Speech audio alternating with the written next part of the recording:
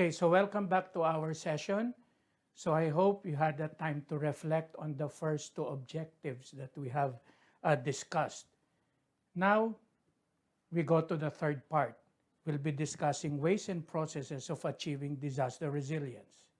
Now, earlier in the first two part of our session, I remember I asked you to recall what were some of the green underlined words and phrases that I flashed when we discussed the definition of resilience. Okay, start recalling. Can you remember a few? I'll just give you a few minutes to reflect whatever you can recall. Okay, so I think I'm pretty much certain that you have at least recalled a few. So as I've said, those green words or phrases are in reality activities being undertaken to achieve resilience. So let's just put that in a proper context. So when we're talking of disaster resilience, the processes, what are the things we need to do or we need to undertake? As I've earlier said, disaster resilience is not an activity that you undertake. It is a condition you want to achieve. So if you want to achieve that condition, there are processes or activities that need to be done. And these are those. No? So first, disaster management. You've probably heard disaster management. You probably even heard disaster risk reduction or DRR. Or maybe you even probably heard disaster risk management. So what's the difference? Some are using disaster management interchangeably. Some are using disaster risk reduction. Some are using disaster risk management. So what is it? So what we'll do is we'll try to see the relationships and in reality link that to disaster resilience because these are the processes or the activities you need to undertake. So as we said, disaster management. What is disaster management? So basically, it focuses on an event. Let's say flood. So when flood happens, when flood is there, when the event is there, you can only do two things. The first thing is you can respond. So there's a response operation. So what is response?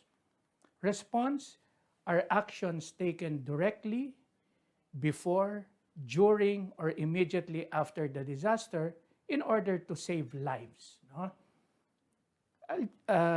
And then improve situations. So basically, when we're talking of response, it is something that has to be done quickly. All right? So most of the time, there's a problem there because of the lack of preparedness for response. Many times, communities became shocked or surprised that when the event is there, they cannot respond positively. Remember in our definition of resilience earlier, there's a term there that mentioned ability to respond positively in an event. So, response operations and recovery activities. So when flood happen, you can just simply respond and later on recovery. Now, let me go back. Why are there two overlapping circles? Simply because some are saying that response is part of recovery activities. In fact, response is the start of early recovery. That's why they tend to overlap. But the only difference here is that response operations has to be done quickly, swiftly, effectively, because its purpose is to save lives. Okay? Improve well-being of people in a disaster. Okay, so what is recovery? Recovery is the restoring or improving of livelihoods, health, economic, physical, social, cultural, and environmental assets, systems, activities of a disaster-affected community or society, aligning it with the principles of sustainable development, which we'll discuss later, and the Build Back Better to avoid or reduce future disaster risk. Now, I've mentioned building back better because, as I've said in our discussion earlier of disaster resilience, resilience also is not just going back to the pre-disaster situation. Because if the pre-disaster situation is bad, then you're just going back to that same situation. So resilience is also becoming better than the pre-disaster situation. And it pretty much provides the link in this context of building back better. So moving on. So disaster management, let me repeat, talks about events. And when events occur, be it earthquake, cold spell, drought, flood, sinking of a ferry, you can only do two things: respond and recover. Okay? When the flood is there, can you still prepare? Not anymore. When the flood is there, you can just respond and you can recover. But the quality of your response is very much determined by the quality of your preparedness. So, let's continue. On the other side, so you can see the difference. Earlier is disaster management. Now we're talking of DRR, or disaster risk reduction. DRR is an everyday thing. No? You do it daily, not only when the event happens. Even before the event happens, during, after. Okay? So, when you're talking of DRR, it basically involves three things: preparedness, you can look at the figure there, preparedness, prevention, and mitigation. Right? So we'll go through each of those. So when you're talking of DRR, we've mentioned prevention. What is prevention? Prevention are activities and measures to avoid existing and new disaster risk. Remember again, what's our definition of disaster risks? Those are losses as a result of disaster. So activities and measures to avoid existing and new disaster risk or losses. And another definition is, it is the outright avoidance of the adverse impacts of hazards and related disasters. Okay? And another is mitigation.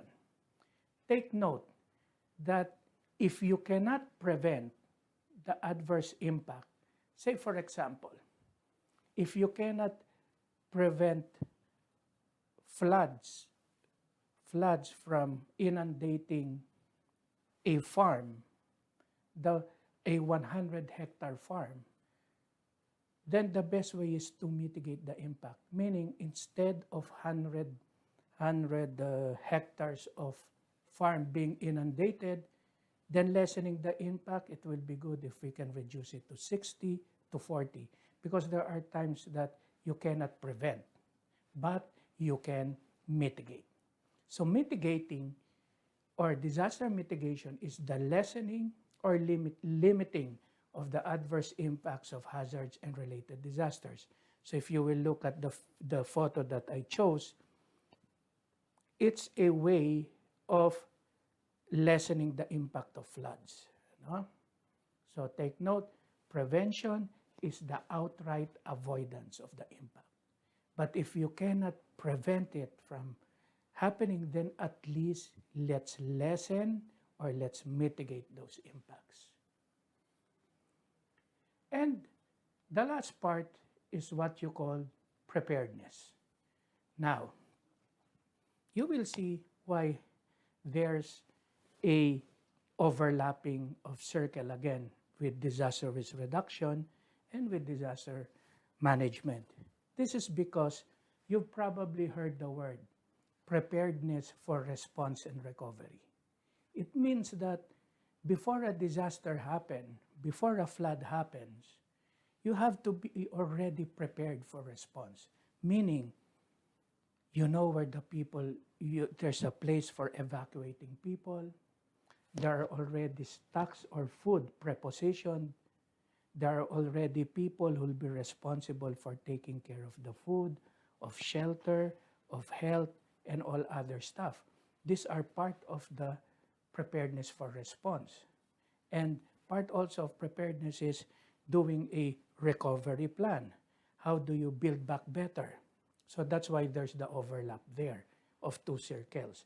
There's a thing called preparedness for response and recovery. So what's preparedness? It is the knowledge and capacities developed to effectively, take note of the red one, to effectively anticipate, respond to, and recover from the impacts of likely, imminent, or current hazard events or conditions. Now let me repeat here. Effectively anticipate. Anticipate means before. Respond to means during. And recover from means after. So preparedness looks into the before, the during, and the after of an event.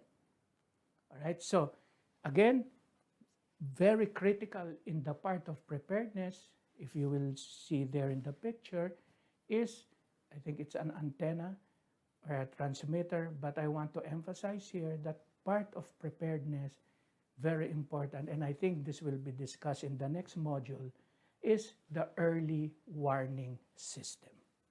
Okay, so that will be covered, I think, when you're talking of the local disaster resilience framework, and its part, and early warning system plays a very critical part.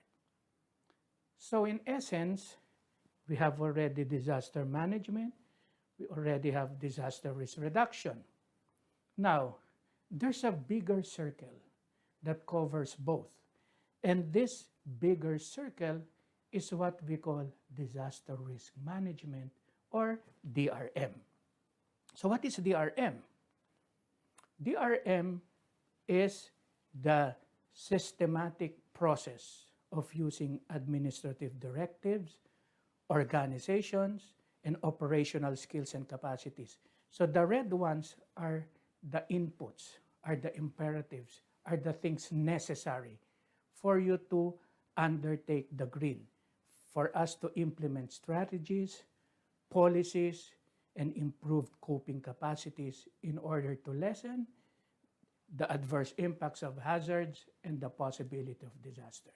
Now, I chose a very interesting picture here, just to emphasize to you the bigger circle of disaster risk management, which covers disaster management and disaster risk reduction. So, look at this picture. So I thought that, what shall I do to prevent those things, to prevent that from falling and crushing the heads of this couple?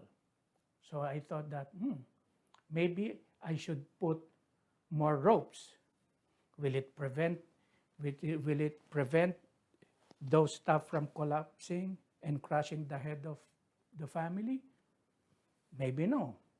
Maybe it will still, crush the heads of this couple. So I thought that, what if I put helmet on? Will it address the issue? Maybe not again. So it's very important there on the third part to follow policies. What are the policies in place? And in most cases, there are good policies, even local policies in place. But the challenge is how these policies are enforced. Okay? So, disaster resilience in is basically undertaking disaster risk management.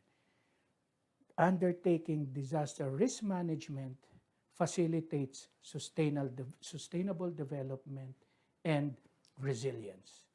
Okay, so I hope it pretty much um, gave you a better understanding of disaster resilience. Disaster resilience or resilience is about building capacities. Okay? Capacity to undertake prevention, mitigation, preparedness, response, recovery. Okay? So with that, I end the three objectives of this module. So let's have a quick recap. So were we able to review the important terms in disaster resilience? Can you recall those 7 important terms? So those 7 are basically disaster, disaster risk, the components of disaster risk, or the formula for disaster risk, which is hazard, vulnerability, exposure, and capacity.